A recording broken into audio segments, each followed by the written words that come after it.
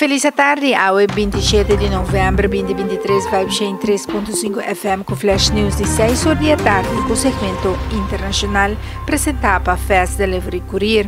Fast tem top service na Aruba para se tour serviço de courier. Entrega de bulk mails e aangetekend brief de tempo record. Llama a na 588-0640 of visita-nos na Rumba Strat 20. O juiz chinês está começando com o caso contra Malaysia Airlines para desaparição de avião MH370. Nota clara que poder de existência e corte chinês por ter acusado de que a companhia internacional que está cedendo para fora de China, Malaysia Airlines, Boeing e Rolls-Royce têm oficina na China.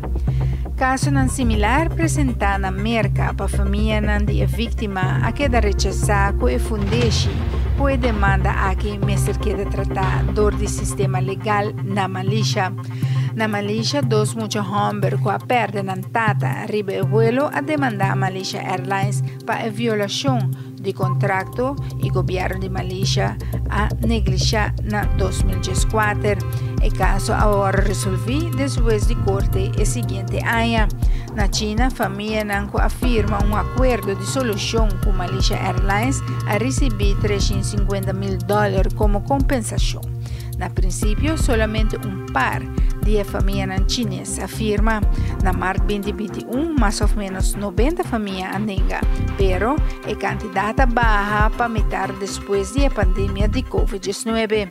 Agora aqui somente 40 famílias não chegam a acordo que lhe avisa uma anenga de firma e acordo para sobra e quita tua responsabilidade por a companhia aéreo e governo de Malaysia. Mientras que nunca há avião, fragmento de resto de avião chega na isla do oceano na costa de África, sugerindo que o avião a quebra.